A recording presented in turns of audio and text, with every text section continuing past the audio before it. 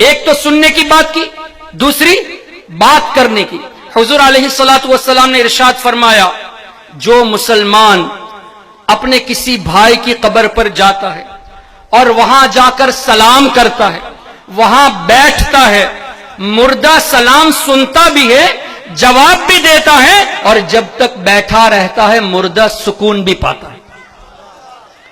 کسی بھائی کی قبر پہ جا کر آپ سلام کرو تو مردہ سنتا بھی ہے اور سلام کا جواب بھی دیتا ہے، اور تمہارے بیٹھنے سے اس کو تسکین بھی ہوتی ہے، سکون بھی ملتا ہے۔ مجھے بتائیے، سکون ملنے کے لیے زندگی کا ہونا ضروری ہے کہ نہیں؟ اور سلام کا جواب دینے کے لیے سلام کا سننا ضروری ہے۔ تو سننا بھی ثابت ہوا، جواب دینا بھی ثابت ہوا۔ تم کہتے ہو کہ قرآن کریم میں مردہ نہیں سنتے، یہاں حضور علیہ الصلوۃ والسلام نے فرمایا صرف سنتے نہیں، جواب بھی دیتے ہو۔ اب قرآن کو تم زیادہ سمجھے یا اللہ کے حبیب نے زیادہ سمجھا؟ حضور علیہ الصلوۃ والسلام یہ فرما رہے ہیں، اور تم ایسے منافق ہو کہ تو ایک طرف کہتے ہو کہ مردہ نہیں سنتے، دوسری طرف یہ کہتے ہو قبرستان پہ جاؤ تو السلام علیکم یا اہل القبور کہو۔ کیا مطلب؟ اے قبر والو، تم سب پر سلامتی ہو، پیس بی اپون یو۔ اب دل سے بتائیے، السلام علیکم کا مطلب قبر والوں پر سلام ہے یا اے قبر والو تم پر سلام ہے؟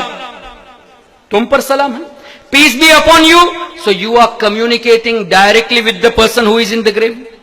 مردے سے ڈائریکٹ کمیونیکیٹ کرتے ہو کہ اے مردو، اے قبر میں رہنے والوں تم پر سلام۔ ارے بقول حضرت علامہ مشتاق احمد نظامی علیہ الرحمہ، دیوبندی بولتا ہے مگر سمجھتا نہیں۔ بات اصل میں یہی ہے۔ تم کہتے ہو کہ یا رسول اللہ کہنا یہ شرک ہے، اور تمام مردوں کو ایک ساتھ یا کہہ کر پکارتے ہو، یہ شرک نہیں۔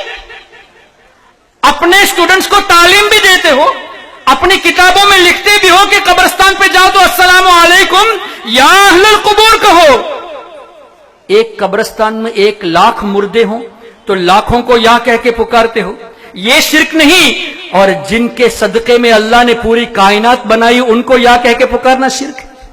یہ کہاں کا انصاف ہے؟ پھر ڈائریکٹ کمیونیکیٹ میں السلام علیکم بھی کہتے ہو، اتنا ہی نہیں، آگے کیا ہے؟ یغفر اللہ لنا ولکم، اللہ تمہاری بھی مغفرت فرمائے، ہماری بھی مغفرت فرمائے۔ یہ کیوں نہیں کہتے کہ اللہ ان کی مغفرت فرمائے اور ہماری مغفرت فرمائے؟ یہ کیوں کہتے ہو کہ اللہ تمہاری مغفرت فرمائے؟ کیوں مردوں سے ڈائریکٹ کمیونیکیٹ کرتے ہو اور آگے کہتے ہو وَإِنَّا إِنشَاءَ اللَّهُ بِكُمْ لَاحِقٌ، انشاءاللہ ہم انقریب تم سے آ کے ملنے والے ہیں۔ ملا مردوں سے جاتا ہے یا زندوں سے جاتا ہے؟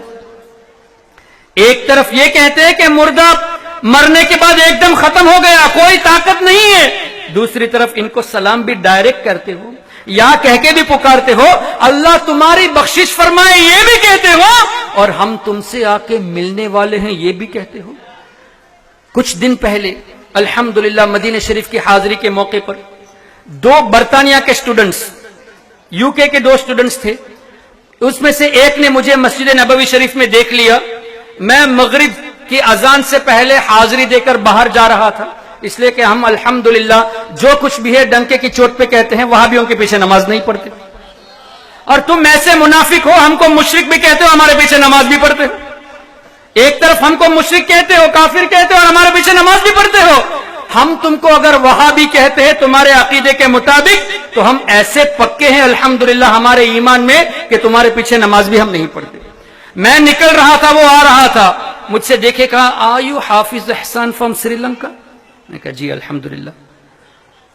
I had texted you some time before, میں نے کچھ دن پہلے آپ کو میسج کیا تھا فیس بک میں، I want to have a discussion with you, آپ سے کچھ گفتگو کرنا چاہتا ہوں۔ میں کہا ٹھیک ہے کریں گے۔ تو یہ 2 لڑکے جو مدینہ یونیورسٹی میں پڑھتے ہیں، مدینہ شریف میں مجھ سے کہا ڈسکشن کرنا ہے، ایک ٹائم فکس کیا، الحمدللہ گنبد خضرا کے سائے میں ہم لوگ بیٹھ کے گفتگو کے لیے تیار ہوئے۔ گفتگو کے دوران اس نے سب سے پہلی بات یہی کہی کہ حضور علیہ الصلوۃ والسلام معاذ اللہ مر گئے ہیں، اب ہماری آواز کو نہیں سنتے، اور آیت بھی یہی پیش کی۔ میں نے کہا کہ تم تفسیر میں ابن کثیر کو مانتے ہو؟ کہا ہاں مانتا ہوں۔ ابن تیمیہ کو مانتے ہو؟ کہا مانتا ہوں۔ میں نے کہا تمہارے امام ابن تیمیہ نے لکھا کہ مردوں کو زندوں کے اعمال دکھائے جاتے ہیں، اور حافظ ابن کثیر نے کہا حدیث تو کئی بزرگوں نے لکھی ہے، حافظ ابن کثیر نے بھی لکھا کہ حضور علیہ الصلوۃ والسلام نے فرمایا کہ جب تم اپنے بھائی کی قبر پہ جاؤ تو سلام کرتے ہو تو مردہ سلام کا جواب بھی دیتا ہے اور تسلی بھی پاتا ہے تمہارے بیٹھنے پر۔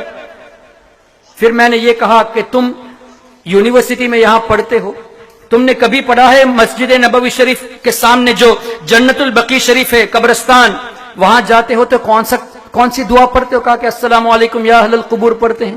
میں نے کہا کیسے آدمی، یا رسول اللہ کہنا شرک بولتے ہو اور تمام قبر والوں کو یا کہہ کے پکارتے ہو۔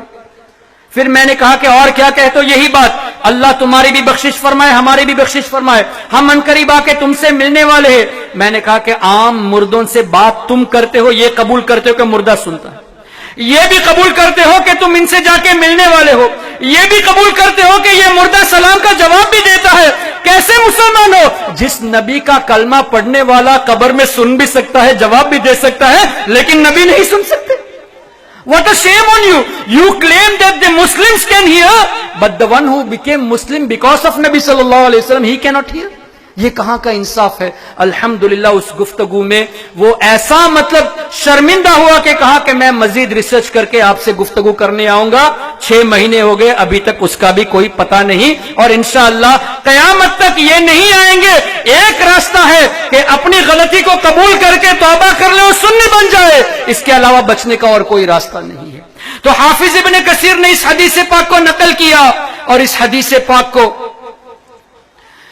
ابن ابی الدنیا جو 281 ہجری کے ہیں انہوں نے بھی لکھا۔ الاستذکار امام ابن عبد البر مالکی ہجری 463 انہوں نے بھی لکھا۔ امام غزالی رضی اللہ تعالیٰ عنہ ہجری 505 میں وفات پائے، انہوں نے بھی اس حدیث پاک کو لکھا کہ مردہ نہ صرف سنتا ہے بلکہ کلام بھی کرتا ہے، جواب بھی دیتا ہے اور تسلی بھی پاتا ہے۔ اور ابن تیمیہ، ان کا امام ہے نا ابن تیمیہ، ابن تیمیہ نے اپنی کتاب اقتداء الصراط المستقیم میں بھی لکھا، منہاج السنہ میں بھی لکھا، اور فتاوی مجموعہ الفتاوی میں بھی لکھا۔ اپنی 3 کتابوں میں حافظ ابن تیمیہ نے ان حدیثوں کو نقل کیا۔ تم کہتے ہو مردہ نہیں سنتے اور تم ابن تیمیہ کی تقلید بھی کرتے ہو، ہم سے کہتے ہو تقلید کرنا شرک ہے، لیکن تقلید خود ابن تیمیہ کی کرتے ہو۔ امام ابن تیمیہ نے، تمہارے امام نے بھی اپنی 3 تصنیف کا ریفرنس میرے پاس ہے، اقتداء الصراط المستقیم، منہاج السنہ اور مجموعہ الفتاوی، تینوں کتابوں میں ان حدیثوں کو لکھا۔